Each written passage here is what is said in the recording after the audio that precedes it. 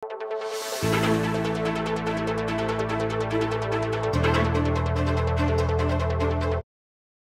pamaninton solusyon para karing problema king sektor na ning edukasyon. Iniing nasa na ning pinakamumunang Education Summit ang marapaking Heroes Hall na ning siyudad San Fernando, Pampanga king August 22 to 23. Kayang kapitong conveners meeting daring tubod na ning lokal na kapanibalan at miyembro na ning Multi-Sectoral Governance Committee on Education, pisab yan pa mag-finalize kanyang aktibidad para kinadwangaldong pamikatagon.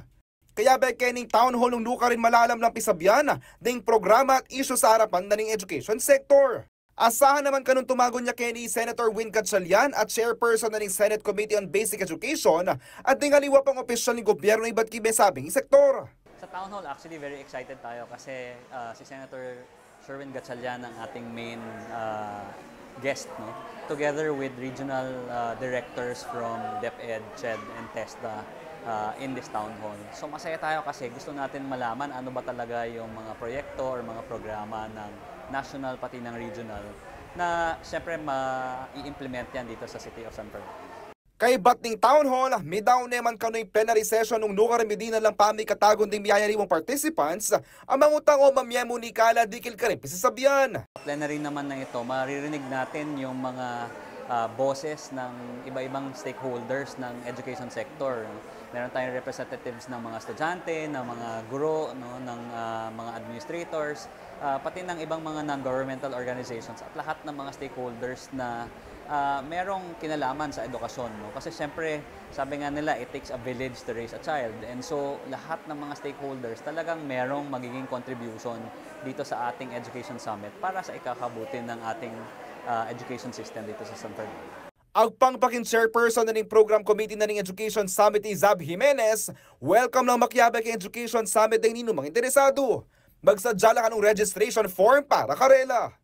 Well, lahat ng sectors ay represented. So lahat ng interesado mag-attend ng ating Education Summit ay welcome, no, to register. So maglalabas ng detalye kung paano pwede mag-register.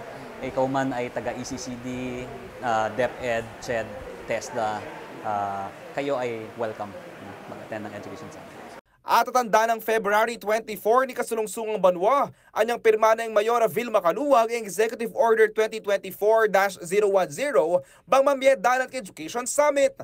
Linto kasi king Second Congressional Commission on Education o EDCOM to report at dapat ng gawang complementary programs ng gobyerno bang pasignahan ng early childhood care and development. Kaya ba mo naman kaning recommendations sa ng EDCOM 2 king Department of Education, yung pamanyaling textbooks available na king merkado, kaya sa king amayutan na pa rin publisher sa gawang bayong libro.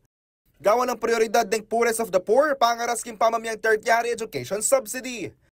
Ating pasikinahaning technical education and skills development ang pambawasan ng administrative work na ring mestra. Kasi siyempre, sinasabi nga natin, like, ang kabataan ang pag-asa ng bayan. At siyempre, ang education lagi ay, ito yung foundation, no, ng development ng isang tao. No?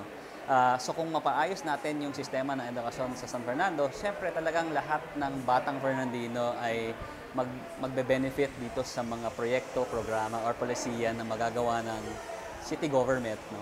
At later on, siyempre, this impacts the life of the child, no, and the student, and eventually, when they start working, magiging productive silang mga citizens ng San Fernando at definitely magko-contribute yan sa kabuuan ng kabutihan ng bayan.